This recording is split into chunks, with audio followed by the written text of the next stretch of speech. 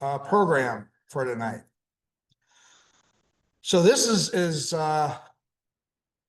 2 years ago. We did this trip in tail end of July, first part of August of 2023.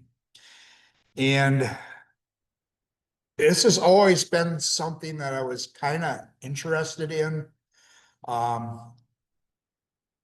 Beluga whales are just kind of interesting. I was fortunate enough to years ago, late 80s, early 90s, see one or two beluga whales in the Turnagain Arm outside of Anchorage, Alaska. But it was like you just saw, it was just like a whitecap that was on this dead calm bay. And I was like, wait a second, I think that's could be a beluga whale. And it's actually the area where they're known at is Beluga Point. So technically, yeah, I had them as I've seen them. I think it may have been, I don't know, one of these things on YouTube or Facebook, and it's like, oh, you can get close with beluga whales. And I've always known, I know there was some other club members who have been to Churchill strictly for polar bears. And if you're going to go strictly for polar bears, you go about this time of year. It has the largest concentration of polar bears in the world. But as I'm delving in this, and like, yeah, there's still a pretty good shot you'll be able to see polar bears at that time of year. Beluga whales come into Churchill to have their calves and actually, what do they call it? Molt. They undergo a little bit of a molt. They rub some of their old skin off, and they're in there by the thousands. So we decided, like, I did some little internet stalking, and like, there's some available like within 6 weeks, and like, okay, I think we're going to do this. And that's how we ended up going on it. So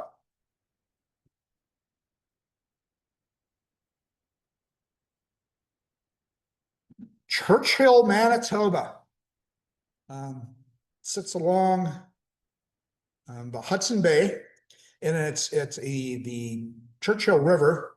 It's a combination of three biomes. So it has the marine front at Hudson Bay, the boreal forest just to the south, and just kind of north of Churchill and the Churchill River. It comes together as tundra. So it's a kind of unique area. It's known as the polar bear capital of the world. About this time, end of October, first part of November, it has more polar bears than people. And each year, about 10 to 12,000 eco-tourists visit. About 400 to 500 of them are birders. Birding, you would go there earlier, probably June, July. You want to see the belugas, it's July and August. And if you want to see strictly polar bears, that's where you would come in starting October through late November. Where is Churchill exactly? So it's about 1,200 miles north of Horicon, the way the crow would fly, or Canada goose. It's on the breeding grounds of Canadian Canada geese. So, and like I said, it's a cool area where several different biomes come together. So there's only two ways to get to Churchill. One is you can fly there, and typically flights leave from Winnipeg. It's about a 2.5 hour flight from Winnipeg. There are a couple other, I think you can fly from Toronto. It's not Churchill is not a busy airport. Let's put it that way. I'll say that what do we call the airport? The area, the reception area is about the size of this room. And there's no security. Well, yeah, There's no, you don't have to go through TSA. yeah, there's no TSA. As one of the local guys says, you know, we don't care what leaves, we just care what comes in. So and that was one of the local guys. He was a character. He had about 5 jobs, and Joe, he was our bus driver. We got shuttled around. We went as a group. This was from Frontiers North is where we went through. The only other way to get there is by train. There are no roads that go to Churchill. About as close as you can get is about 500 to 600 miles. I think about Flin Flon would be probably the closest you could get to driving. The train trip is a 2-day train trip, just short of 2 days. So it's according to schedule, it's 1 day, 20 hours and 55 minutes, give or take. A lot of stops and a lot of things there. So it's over 1,000 miles. They leave from Winnipeg twice a week. And then the other 2 days, they return from Churchill to Winnipeg. So it was kind of a lifeline for locals to get back and forth. There's a whole story about the railroad that went through there. It was the lifeline for quite a while, and it passed hands through public and private hands, and basically they didn't take care of it. Part of it got washed out, and they were without the railroad for over 2 years. So anything had to pretty much come in via airplane or a supply ship that came in, I think once, maybe twice a year. So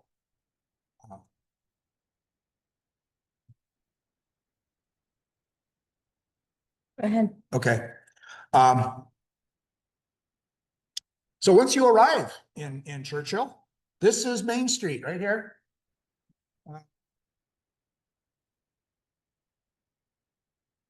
This is looking down. There's a grocery store. There's a hardware store. Here, I'll do it. Yeah, it's kind of getting there.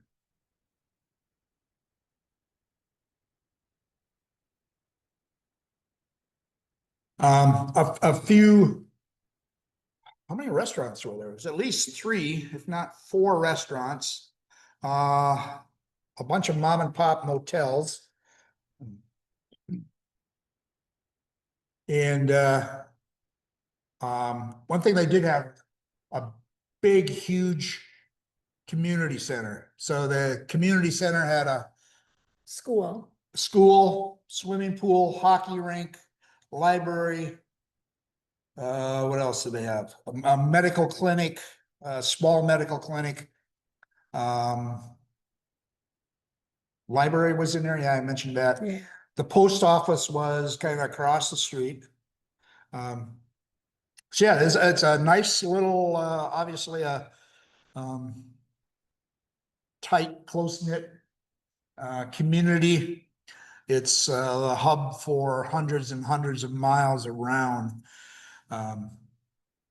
there. So like I said, the tourism is pretty much their lifeline. And with tourism, probably polar bears is the vast majority of their lifeblood there. And so we'll cover that a little bit more later on. So this was in just a little pond, and it's called a granary pond. There was a grain terminal there. The railroad was put in back in the 1930s and 40s to give a seaport to farmers in Manitoba, Saskatchewan, to transport their grain. So they could transport the grain via rail cars. They could get it on ships, and then the ships would leave via the Hudson Bay. So this was a little pond that was kind of right across from the grain port. So these are a pair of Arctic terns. It was just one of those cool little moments, shots. Arctic terns were pretty common around. Matter of fact, some spots very common. So we got a nice shot here. The reflections, and they're noisy, like the other terns. They let you know where you're welcome and where you're not welcome. So, all right. So these are the tundra buggies. So you may have seen these, in videos, and you've probably seen, polar bears coming around them. So these are basically, it's like a half a tractor and half a school bus, the best way to describe it.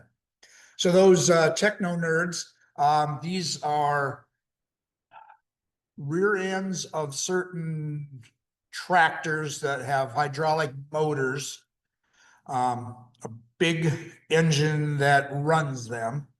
And they just kind of plop these square bodies on top of them.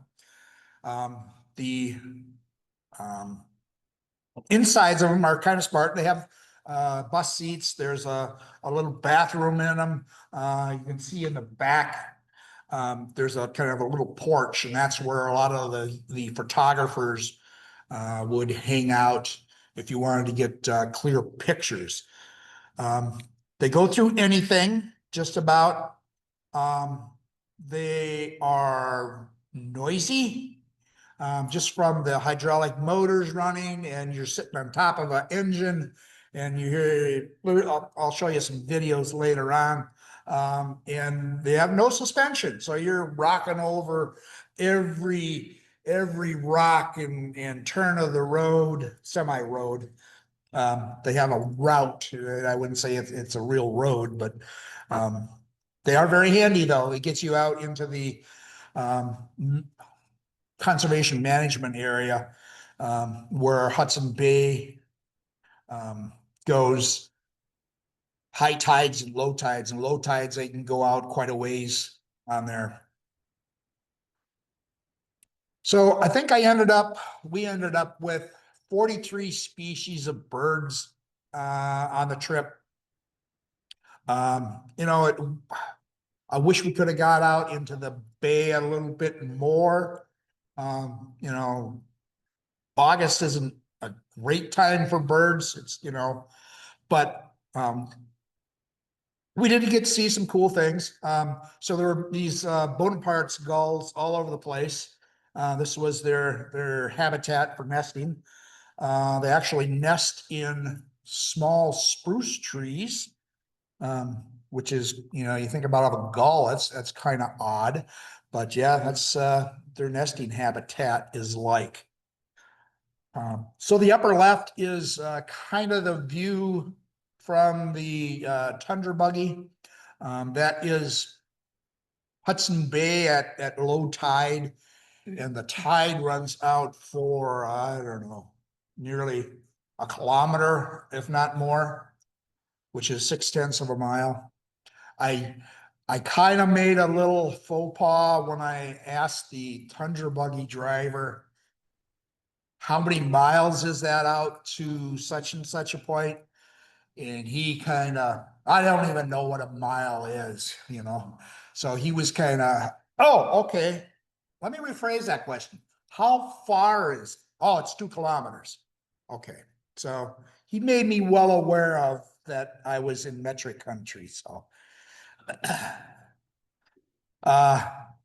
here again, and when we were there, out there on the tundra buggy tour, it was typical, that foggy, gray, time, and that's kind of the norm, the seacoast.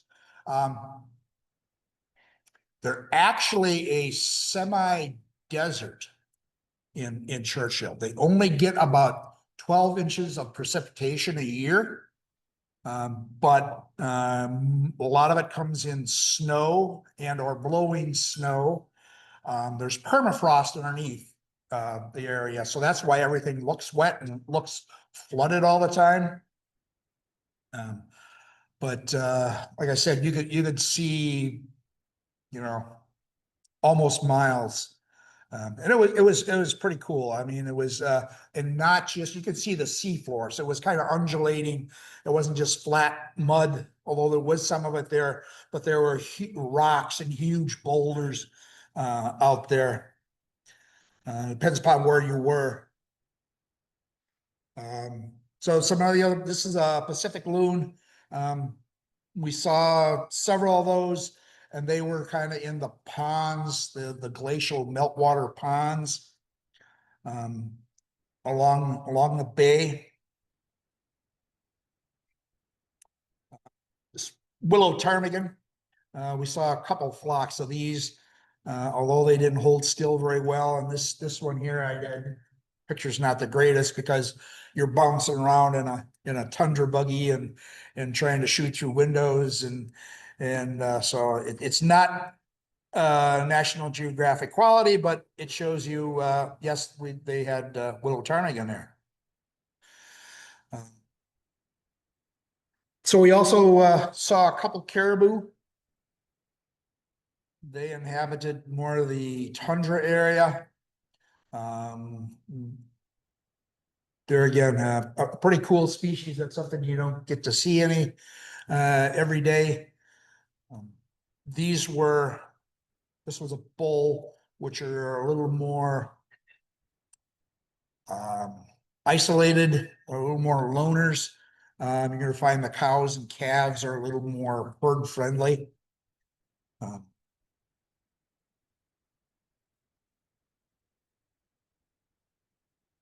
So most of the bird life that we encountered on the tundra buggy trip was along the apex, the high tide disposal area. So it would be these storms, and it would be all this kelp and seaweed that would be piled up along the shore on the high tide area.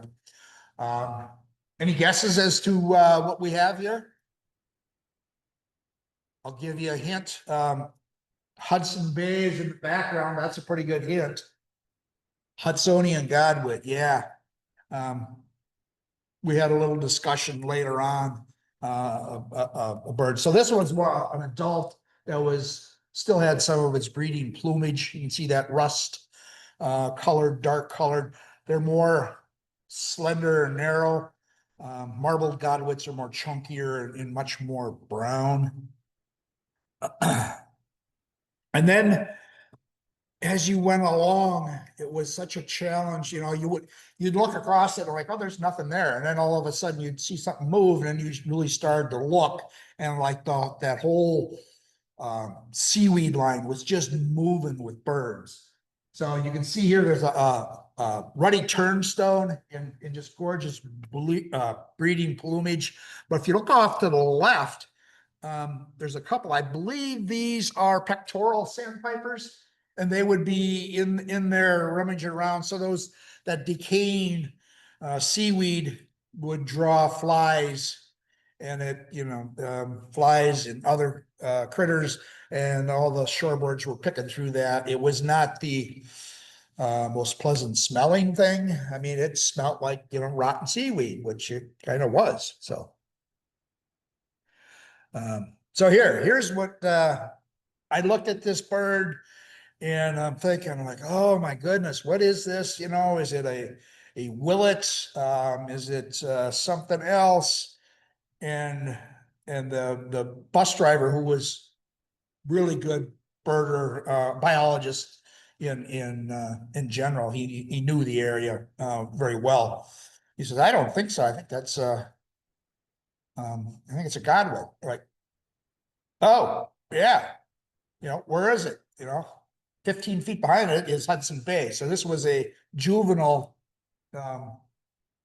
Hudsonian godwit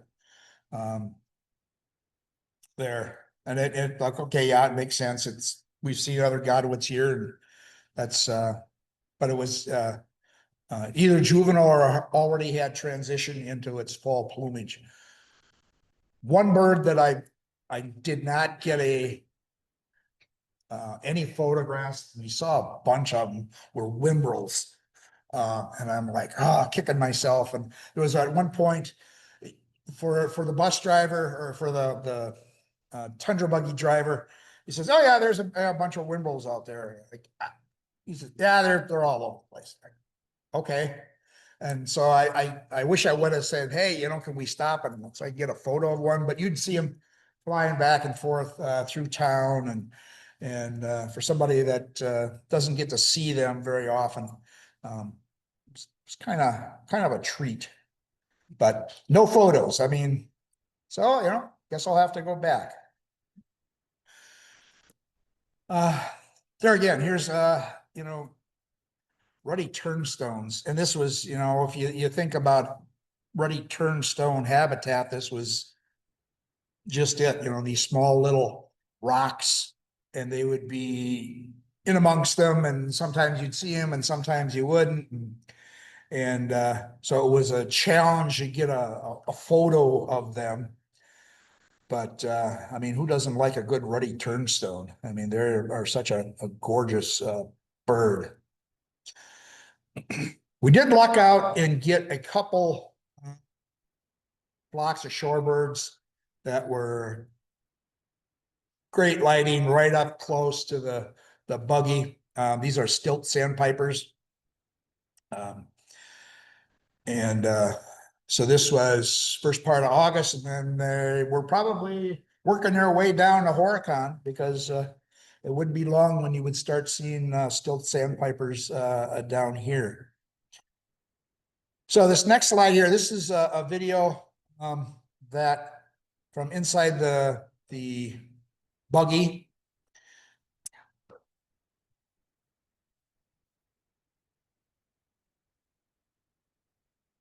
Notice the rocking back and forth. It was not my favorite part of the trip, and we were on that thing for like 4 hours. Yeah, so it was rough riding. And the driver of it was a throttle and two levers, basically. And it went about what, 3.5, 4 miles an hour. So it made enough noise, and you rock back and forth, but it was a way to get out there safely and take it and comfortably. I mean, you had a heater, you could put the windows up and down. It was big enough that you weren't cramped. You could get up and walk around or stand up anyways. We did stop once or twice, and if you wanted to go get into the back porch area. Now in the wintertime, when they're doing this for the polar bears, that's the majority where folks are going to go out to the back porch and get their photos. Once in a while, those polar bears, I'm sure we've all seen the photos where they're going up and, sniffing it, looking at right next to the tundra buggies, but you're not allowed to get off of the tundra buggies where there's any wildlife present. So they're very strict on that. This is their bread and butter. This is their ecotourism. They want to make sure that they do this sustainably. So the driver of the buggy, he knew the area, ran the route quite a bit. And he said, yeah, I know this area here. There's been an Arctic tern nesting here. Keep your eye out. And sure enough, we were able to spot. This is an Arctic tern chick. And it's just walking around. If it moved, it was walking when we saw it. When it laid down, it was like invisible. And a lot of times it would lay down in the next to or behind those rocks. And it was just, you know, the camouflage was pretty incredible. The adults were, I don't remember seeing the adults around. Obviously, I got to come back to feed them, but at this point, we did not see the adults. I'm sure they were off trying to get some food for this chick. So here's a tundra swan. This is the best photo I got. This was a part of a family. I think they had 3 cygnets with them. So we saw Canada geese, snow geese, tundra swans. And here's those photogenic stilt sandpipers that were just in this little pool, and it was kind of magical. Just the lighting was kind of right. It had cleared up by that time. So one of the few good photos of birds that I got on the trip. So we're going to move into our other creatures that we saw. Suzanne's going to cover those. So I'm going to talk about belugas. Just a few facts about beluga whales. They don't have a dorsal fin. Instead, they have a dorsal ridge and a layer of blubber that protects them from the cold. They have the ability to swim backwards, which aids their navigation and foraging. And they can change the shape of their forehead. So they have that bubble forehead. So they change the shape of that by blowing air around their sinuses. And that shape is called a melon. And it helps them echolocate and communicate. So here's a few swimming around. And we were actually in a Zodiac boat, and they came right up to the boat. They're very social and friendly.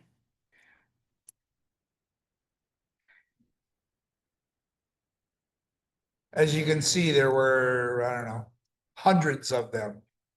Yeah, if you look across the landscape, you'll see the white. Looks like a little wave, and it's all beluga whales. As we were coming into the airport, coming over Hudson Bay, you could look down, we could see them in the water. I'm like, oh my God, I think those are belugas.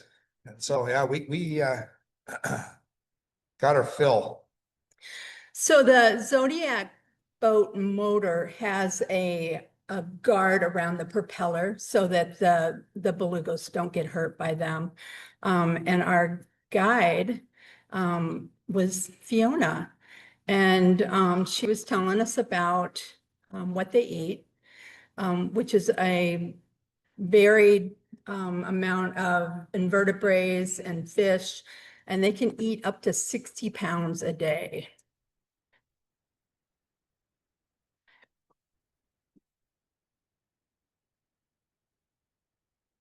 And a couple times you're going to see a smaller gray beluga, and that's one of their babies. Belugas swim about 14 miles an hour, which is half the speed of an orca whale. They migrate up to 1,500 miles in large groups called pods during the summer.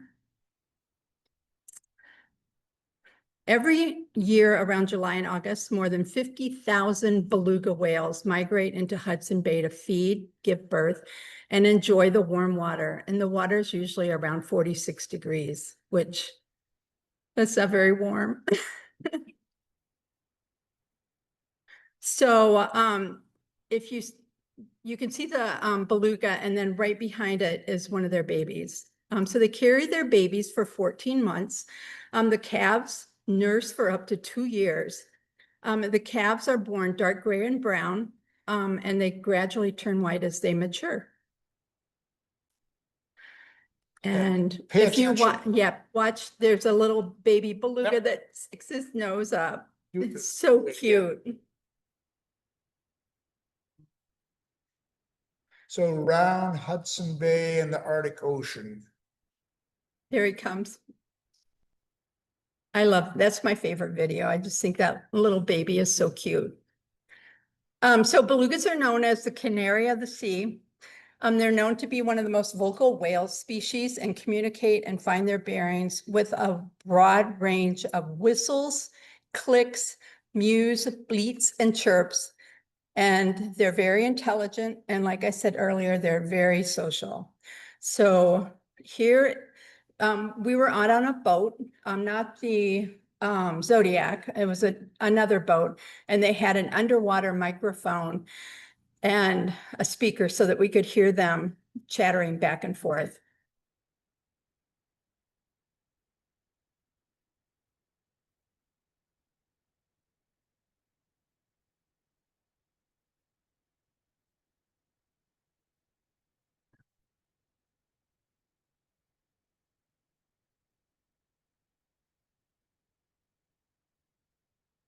So we got to go out in a tandem kayak into the bay and interact with the whales. So It this- was a really cool experience. This was an add-on to the trip. So we gave up a trip to the museum and this was a special. So we went out in tandem kayaks. There was, how many in our group? 8, 10? Something like that. Yeah, and about half the group went to the museum and the other half, this was a clincher for me to go on this trip. I mean, we get to paddle with beluga whales. And so this was done when we were there, this was done in the afternoon, so it was low tide. And so they told us, just go out and paddle. So they had, I don't know, half a dozen Zodiacs around kind of as a perimeter, just kind of watch the kayakers. They said, you want to get their attention, just kind of smack on the side of the boats. And they'll kind of come up to you or smack your paddle a little bit if you see them. And I don't know if they were half joking or if they were half serious, but they said they just love middle-aged women laughing. So, and that was kind of true. And so, to set this up, we saw, belugas every so often. I saw this beluga whale surface. I had a camera that was waterproof on a selfie stick. I saw the beluga surface. I stuffed the camera underneath the water and you will see what happens. Oops. There's the beluga. Camera's in the water. And there's the beluga come up and kisses the camera. And then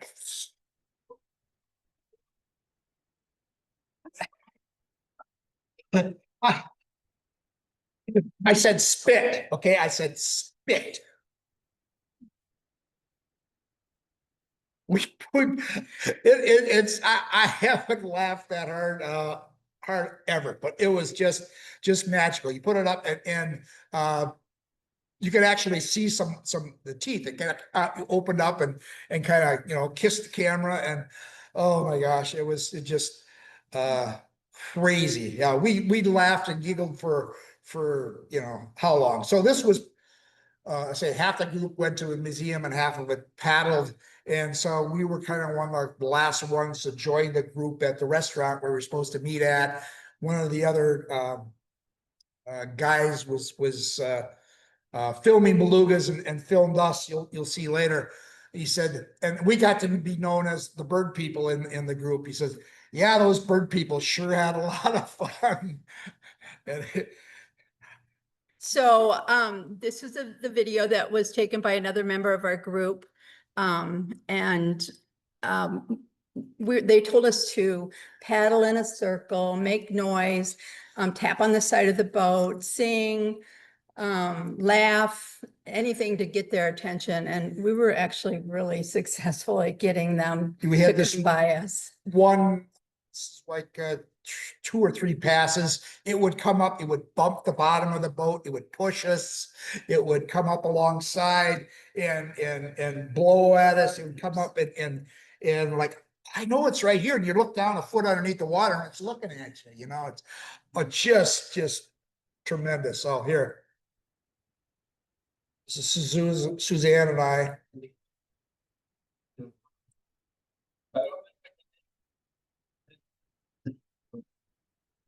Oh, good job.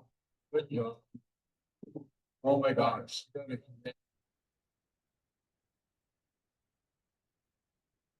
I think you guys are now married. Yeah, he come up and push the boat a couple times and. Yeah, that It was was a lot of fun.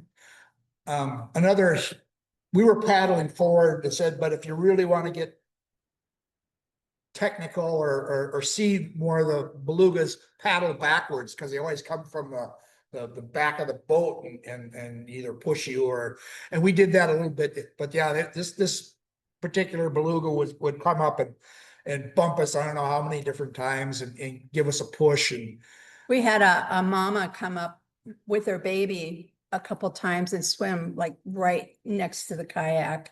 It was really cool. So the main predator of the beluga whales is the polar bears. so yeah, that's the most fun I've ever had in a kayak, and I've been kayaking for well, since 20 years. yeah, well, 2008, I've got a streak going, but so yeah, so there's the town of Churchill and the Churchill River, and then on the other side of the Churchill River is this old historic fort, and so it goes back several hundred years, and it was originally designed or put up for the Hudson Bay Company to protect their fur trading interests up there. It never saw any real action. It never had very many people there. It started in 1717 as a wooden fort. And then in 1732, the first stone was laid. It took more than 40 years to complete. And it was used by the Hudson Bay Company as a trade center there. So you had to take another boat to get from Churchill across the river to the fort where this point was. I know this fort, there was some of the signs there and some of the historical readings. It was not a nice place to spend any amount of time. Especially winters. They did have some people, a small skeleton crew that when it was active that did winter. Bunch of them, people didn't starve. It was not a happy place. So to get there, we had to take a boat across, and it's on this peninsula that juts out into Hudson Bay. And this is part of our welcoming crew slash hosts that are on the area. And this is at least 2 armed guards that we had, and that was to protect us in case there were any polar bears around. So this guy was basically on a wall overlooking out, looking for polar bears. And then there was a couple guys on like little ATVs with guns in case the polar bears decided to get active and come in our direction. Basically, they patrol the perimeter. They don't want any interaction between people and polar bears.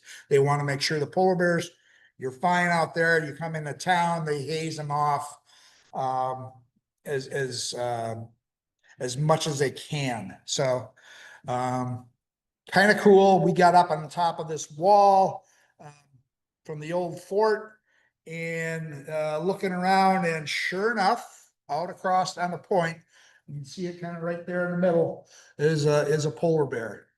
And I think there were actually two of them there, and then one of them got into the water, but they were half, 3/4 of a mile away from us, and we were, in a fort, and it was this, you can see in the foreground there, I kind of had to crop the picture, but there's a big bay there that they would have had to cross to get to us, but that was kind of one of those areas where they kind of spent the summer. But you can see how potentially dangerous it was if there's a polar bear laying behind a rock or in one of those scrub willows or something. You stumble on them, it could not be, it potentially not be good for you or the polar bear.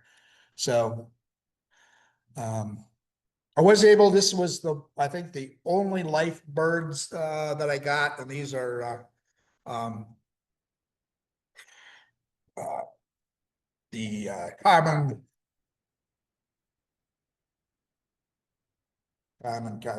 eiders.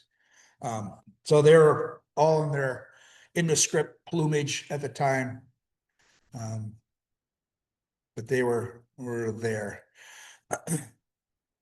So that's one thing. They're drill into your head. It's the first thing they tell you when you, even before you get there, the guides go through, okay, what do we do if we see a polar bear? Okay. How we're going to react. There's a polar bear hotline.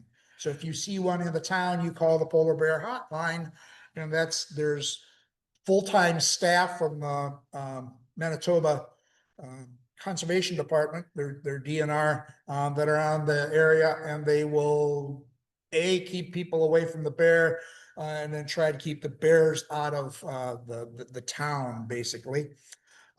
So, obey all the signs, stay away.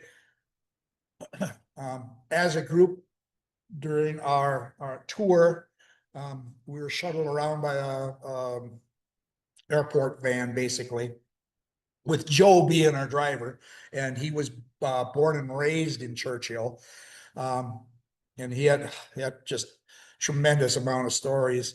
Guy was, I don't know, maybe late 30s, early 40s, maybe. I say he had like 5 jobs. He fueled airplanes at the airport. He was a shuttle driver. He worked at the grain facility. Couple other ones. I know. He was a musician too. Yeah, musician. Yeah, he had a band, so he would play, locally. So an odd, unique rule, and it's not a law. It's a rule in Churchill. You do not lock your cars, and you do not lock your doors. So if anybody is walking along, they see a polar bear, they could immediately jump into a car or jump into a house or something, or whatever. And then they, call the polar bear hotline. So it's being a small community like that, it's everybody kind of respects that. It's their livelihood, and it really is. And polar bears are really woven into their culture and the fabric of their town, because they know without polar bears, I mean, the economy up there would really tank. Yeah, so in October, November, they have more polar bears come through there than they have year-round residents. So they come there to Churchill because the Churchill River brings in a bunch of fresh water. That's fresh water coming into Hudson Bay. And so that's going to be the first area that's going to freeze. So polar bears consume, their main prey is going to be seals. And they hunt seals. They do that for about 6 months. They don't really eat for about 6 months. They may have just a little carrion. If they can find a beluga whale that's injured or dead, they will consume on that carcass, and they may eat some Arctic tern eggs once in a while. But during the summertime, they just kind of just loaf around.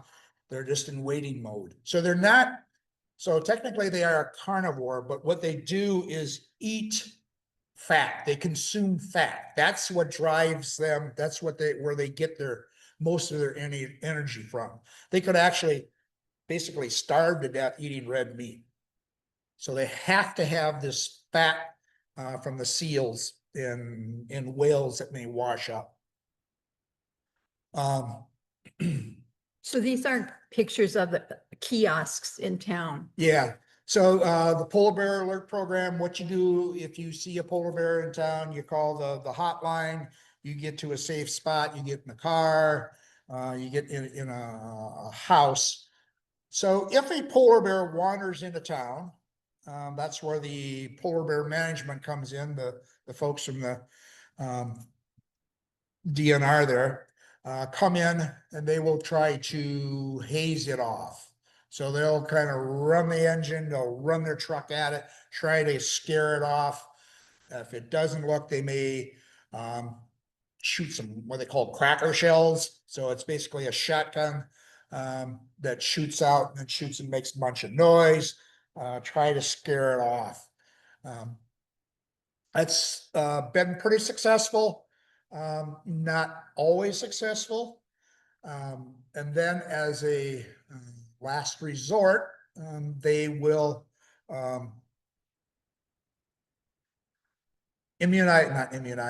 tranquilize. So they will tranquilize that bear. They'll shoot it with a dart. Then they transport it to, it's commonly known as the polar bear jail. It's a holding facility where they hold the polar bears up to about a month. And then once they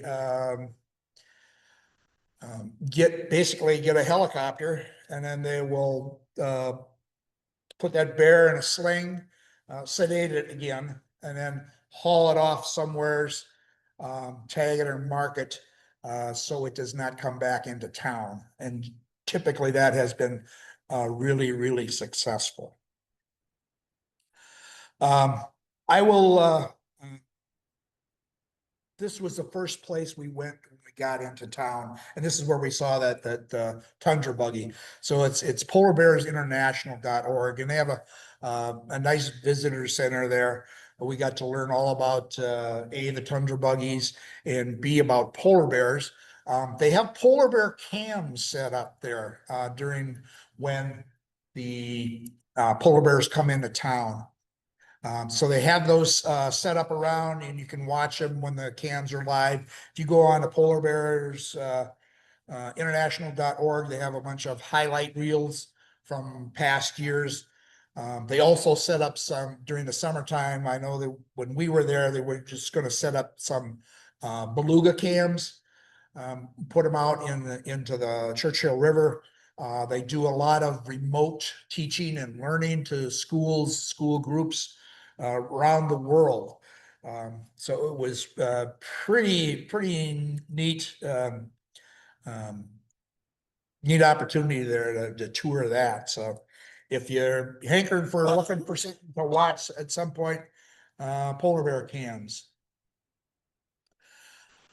So they also had some bits and parts of a polar bears there. So this is a polar bear skull. And it was massive, as you can see, and it was not light. And I'm holding it and I'm thinking, oh my gosh, this is just huge. So polar bears have a bite strength of 1,200 pounds per square inch. So just a little bit of a trivia question here, and I'm going to ask you, and we're going to come back to it later. There's one mammal that has a greater bite strength. So think about what that one mammal would be. So this is the polar bear jail. It's dark, which is not unusual for polar bears because they inhabited areas that are going to be dark for 24 hours during the wintertime.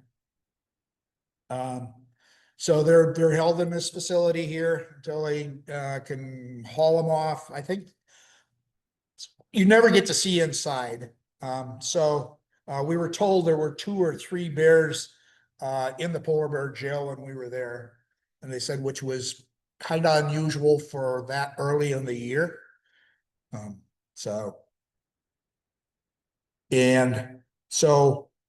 also, if the polar bears hang around town, they also can trap them. So yeah, they were looking for volunteers to hold the bait. So I gladly volunteered.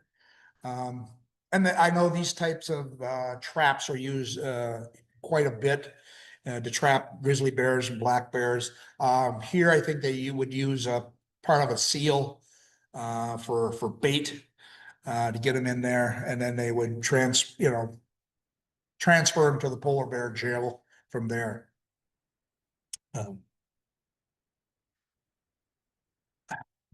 of this inspiring. They are the world's largest land carnivore. There's nothing bigger and meaner and than a polar bear. A hungry polar. Yeah, a hungry polar bear. A hungry polar bear. So as we're the day we took the Zodiac out into the bay, you could tell where the polar bears were. And it was kind of, we clued in on that, like, God, there's a bunch of terns circling there. Oh, that's a good sign. That's a good sign. So the polar bears would come through these tern colonies and maybe eat an egg or, just be a general nuisance. And, terns be terns, they go nuts and they would dive at the polar bears. And so you watch for the Arctic tern circling around, and generally you could spot the polar bears, which was kind of the alarm signals there. So the world's population is about 25,000 polar bears. I think Canada holds close to 60% of the world's population. There's population in Russia, Norway, and of course, Alaska. So what will they call, they're circumpolar. So they live around the Arctic Circle. We were still 500 miles, 600 miles south of the Arctic Circle yet. So you think you're, 1,000 miles north, but there was still 1,000 miles to go. So it's a huge remote area. This was I don't know, probably my favorite photo I was able to capture. We're in the Zodiac, so we're about 50 to 75 yards offshore. You're not allowed to be any closer than that when bears are present. We're offshore by that much. The bears up there, but I got the photos, and I'm just looking at Suzanne. I said, can you believe we are watching polar bears? It was like, pinch yourself. But yeah, this is probably my favorite. And so once you're offshore, that is technically part of the native state of Nunavut. So it was just a little bit further north. It used to be what was known as the Northwest Territories, and that was ceded to the native peoples. So it was now known as Nunavut. So polar bears are just like people. They sleep 7 to 8 hours at a stretch. They take naps, and they especially take naps after feeding, especially seals. Their napping helps them conserve energy. So their entire existence revolves around hunting, eating, and conserving energy. In the wintertime, they're actually sleep in shallow pits that they dig in the snow, putting their sides or backs to the wind. And they can sleep right through blizzards and all kinds of the snow will pile up on them. And so it kind of makes it a little bit dangerous, that you could basically walk up on one that was, buried in snow and um, stumble upon them. Oops. Sorry.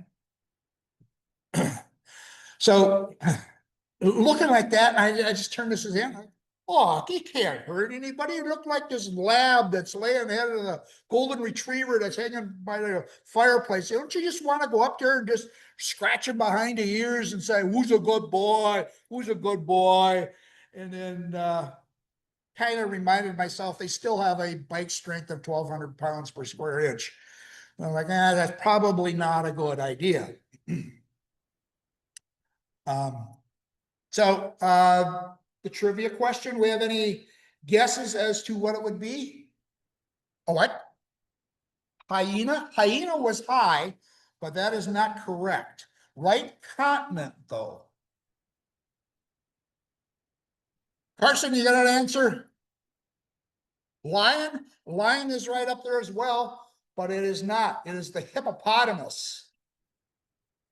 Yep, it is the hippopotamus that has the biggest bite strength of any mammal at 1,800 pounds per square inch.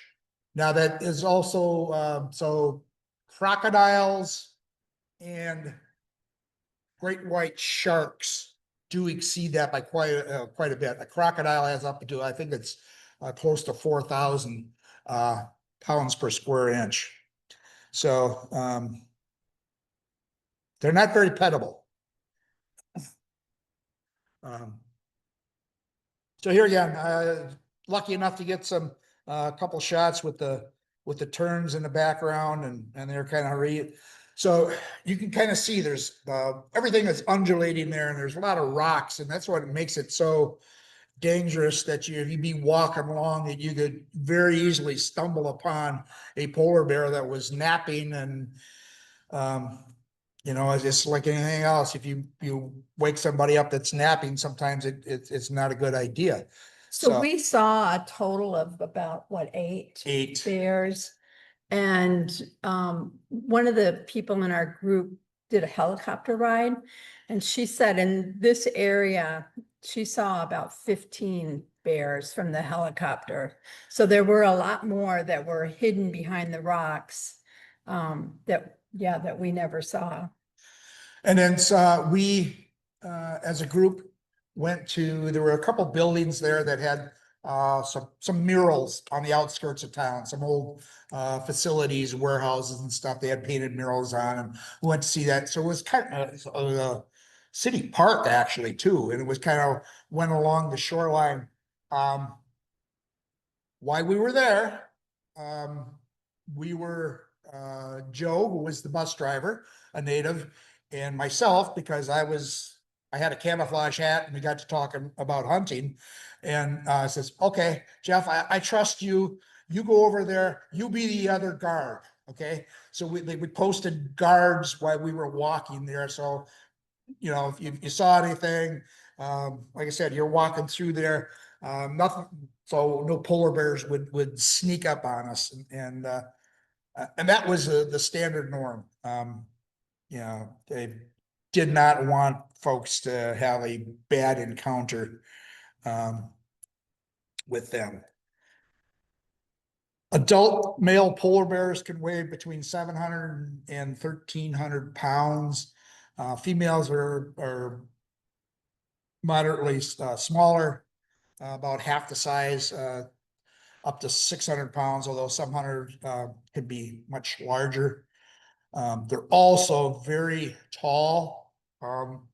So can't quite see it on there, but they're very long legs. And it helps them to swim. So they can be 3.5 to 5 feet tall at the shoulders while they're walking on all fours. So in the can reach over 10 feet high when they stand up. In the Churchill Airport, there's one, is it standing up? Yeah, Yeah, so it greets you there. They got this mounted polar bear that's standing on there. So and it's big. very large. And they're one of the few creatures that have been documented to actually hunt humans. Typically they leave them alone, but for some reason, if they starving or something, they will attack humans. So they get a bad reputation. Well deserved. So here it is. Yep. Those terns harassing that polar bear. He's kind of looking at him and so polar bears considered adults when they're old enough to mate. For females, it's 4 to 6 years, and males, it's 6 to 10. So they have a long juvenile period. Something other that you were encouraged to, if you did see a bear, and they had charts all over that you could get, you kind of rated the bear as to what the condition was like. You know, did the rump of it look well rounded? Did it have a lot of fat? Did it have a bulging belly? Did it, could you see any shoulder bones or anything like that? So you kind of rated the condition of the bear. That helped folks just to kind of gauge what the conditions were. Are they okay? You get an old bear, maybe didn't look so well. But All the bears that we saw were very healthy. yes, very, very well fed. So in the wild, polar bears live an average of 15 to 18 years, although a few tag bears have lived well into their 30s.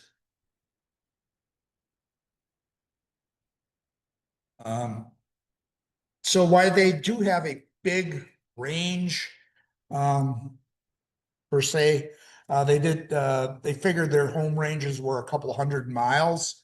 There was one satellite track female that trekked 2,980 miles. So it went from Alaska's Prudhoe Bay, which is very west part of the North American continent, all the way over to Greenland. That's trekking the whole North American continent. And then from Greenland back to Ellesmere Island, which is the largest, one of the largest islands in the Canadian Arctic, and then back to Greenland again. So they can travel just tremendous distances. So a polar bear's fur appears white because the hairs are hollow, and that transparent hairs actually reflect visible light. Their skin is actually black. So it's kind of like a blue jay. Their feathers are actually brown, but they refract light, that wavelength of light, to make them appear blue. So one of the other things that we did there when we were in Churchill, we got to interact with some of the local people, some of the native folks there. And it was Dave here is the guy. He big into mushing. So he was a member of the Metis people, which means mixed. So they were the descendants of natives and French explorers and Canadians and that. So and he had dog sled. So he was big into dog sledding. He did a bunch of Canadian dog sledding teams. And so he lived out in the bush towards the end of the road. And he had his own little training track, and I don't know how many dogs he had, 20, 25. There's a lot of them. Yeah. So he had these little carts that made up, and that's how he trained his dogs during the summertime. And you know, you get the fat American tourists, and they come, you know, give a ride. So he had this track that he bushwhacked through the Arctic, through the bush, and it was a half-mile long with a turnaround on it. And that was enough to give his dog some exercise. So his joke was, or he would, so it was a half-mile out and a half-mile back. So what was it called? I did a mile. He was just a wealth of information. I learned more about Canadian history in that 15-20 minute talk that he gave than I ever knew before. I had no idea what, you know, the Canada history, and especially the history of the native peoples of there. So it was really eye-opening, really informative, and really, I thoroughly enjoyed it. So here we are in that little cart, and we not only just Dave there, but his children and grandchildren were part of this as well. And he would use those sled dogs and stuff to go visit elders in and around the other parts of the area. Keep an eye on them. One day we met Dave in the restaurant, and he would bring a truckload of elders, wherever could fit in the front seat of it, you know, an old square body pickup. You know, how many, 2, 3, 4 guys, and they'd pile in, they'd go into town and have coffee and talk silly, you know, kind of like what old guys would do anywhere, you know. So it was a good interaction. So during COVID, I said, yeah, not much else to do. There would be no visitors. So his children and kid says, well, you know, he said, well, what do you want to do? He says, Dad, teach us how to build something. Teach us how to build a log cabin. Like, oh, that's a good idea. So he said, we're going to start with this log cabin. And it was beautiful, gorgeous, but it wasn't really a cabin. So,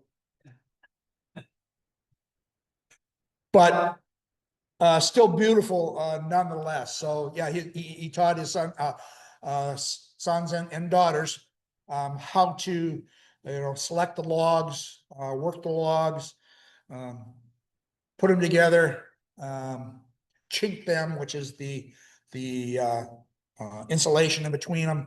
And it was, as you can see, it was just a gorgeous facility. It's a luxury bathroom. Yes, it was a luxury bathroom, and he had it all. There was a little stove in there as well to warm spots, and so yeah, it was a really enjoyable. That part was really enjoyable as well. So that is the end. Get it? End with the, okay. All right.